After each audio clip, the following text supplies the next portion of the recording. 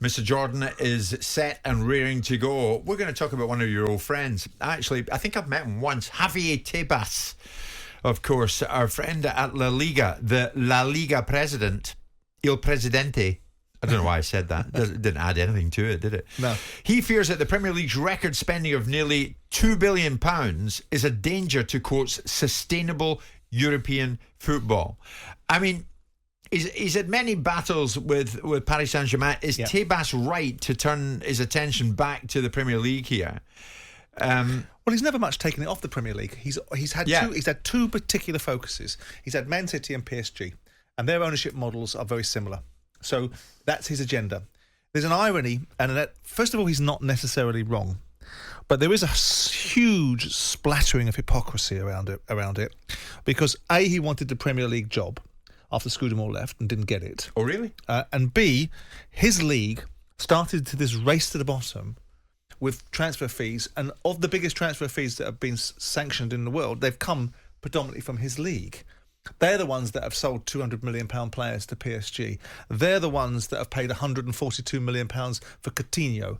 They're the ones that have paid €100 million for Gareth Bale 9-10 years ago. They're the ones that have paid £100 million for Eden Hazard. They have a stable diet of making these astronomical transfer fees become part of the ecosystem. So there is a degree of irony and hypocrisy about his positioning, because it's his league and his clubs that started this.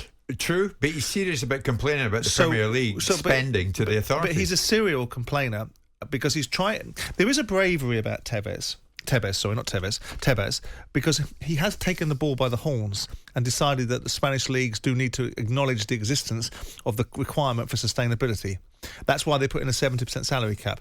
But he's done that because he's Machiavellian. He's done that because he cannot stop the force of PSG financially. He cannot stop the force of Manchester City, and it will soon be Newcastle that he's got his guns pointed at when Newcastle he's not going to stop, is he? Dial up the needle. Right? He's not going to stop. So he's focusing on a league that he wanted to preside over, and I guarantee you, if he'd have been running the Premier League, he would have nothing to say about this if he was sitting in the Premier League.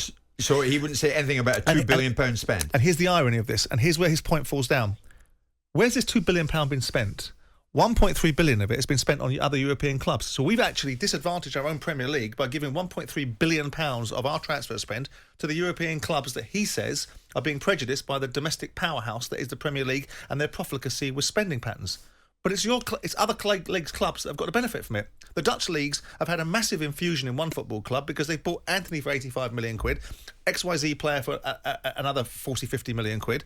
So with that in mind, his argument doesn't... If that 2 billion had been spent solely in the UK ecosystem and it was all amongst British clubs, they say, OK, fair enough. But A, your club started this stinking race to the bottom on ridiculous transfer fees.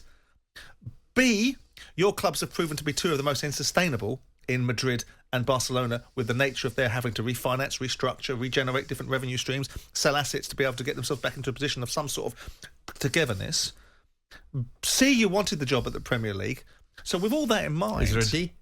I'm trying to think of what the D was. That's fine, though. But there's enough there to be going with, right? Yeah. But all those things come together, and to say, look, we need controls. We do need to say that football needs to be sustainable. Yeah. And even more so in this country with the ecosystem and the distribution of wealth.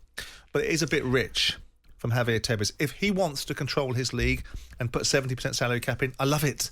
Let's do it. Let's everybody do it. But you don't get to dictate. Your clubs were instrumental behind the European Super League, and I've heard him speak out about it, and I've heard his viewpoints on it. I think he's incredibly Machiavellian, because I don't think he is as not aware of things as he'd like to have alluded to the fact that he wanted to blame Perez and he wanted to blame whoever else and talk about their particular agendas. But the thing is, his general point is transfer fees are out of control. His ideals behind the Middle Eastern, I agree with him. This is not football reasons. These are not football transactions. These are nation states having very different agendas. So he knows that is a very dangerous situation for football. The thing is, Simon, there's always an irony when Tebas opens his mouth. Go on. Because if he says this £2 billion Premier League spend is obscene, the numbers are obscene. Yes. His league and one of the clubs within his league, namely Barcelona, what have they just done? Gavi has just signed a new contract with Barcelona until 2026. And they've inserted a €1 billion release clause into the player's contract. Well, so what's he talking about? What he's talking about is that this was driven. He's trying to get. There is an inherent belief that there has been things that people have gotten away with. People believe, of course, not in the northwest of England, but people believe Man City have gotten away with it. I'm in that camp. I'm clear in that camp. Graham Souness is in that camp. Lots of people are in that camp. That ultimately they found a way round, and they're not the only people who've done it. And other people have been sanctioned. Liverpool are not without having sanctions for financial fair play. Leicester have been sanctioned. Lots of clubs have been sanctioned for financial fair play. But they're not the ones that turn around and say, we'll tie your lawyers up in court for 40 years before you see any evidence of us having to actually tell you what we have and haven't done. Yeah. So with that in mind, Tebas is right. He's right about the challenges that the football system is being brought to the table with. He's right to introduce ideas around the way that we can control and make football sustainable, not uninvestable, sustainable, to have some degree of controls. You even have in a situation in the banking community, we're talking about banking bonuses being reduced now by the government, and people will go mad about that. But there was restrictions put upon the banking community that bankers couldn't get bonuses. That's an industry that has billions and billions and billions and billions of pounds and had restrictions upon it. So why shouldn't football? And people invest in banks. People want to be involved in the banking community. So why should the argument say you salary cap players makes it uninvestable? It's nonsense. He's barking at the moon, isn't he? Wonder what that is in Spanish. Well, he is barking at the moon. Yeah. What's barking in Spanish? Luna is in moon in Spanish. I can't think what barking is. But going you back, always tell me you speak Spanish. I speak enough of it. Thank you. What's barking at the moon? I don't know what barking is. I just said to you, I know what moon is, but I don't know what barking is. I didn't walk around needing to say to people, stop barking at me in Spanish. Sure. It'd be good for us to have a conversation with Tebas at some stage.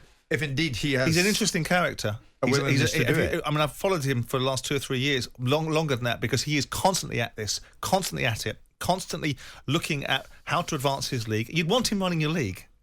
You would. He's like Gordon Taylor. I loathed Gordon Taylor's principles, but I respected the outcomes he got for the environments he was in at the PFA. If Gordon Taylor could wring the money out of football that he managed to wring out for the PFA, imagine what he'd have done if he'd have been a force for good. Jim White and Simon Jordan. Monday to Friday mornings from 10 on AM, on DAB, via the talkSPORT app and on your smart speaker. talkSPORT.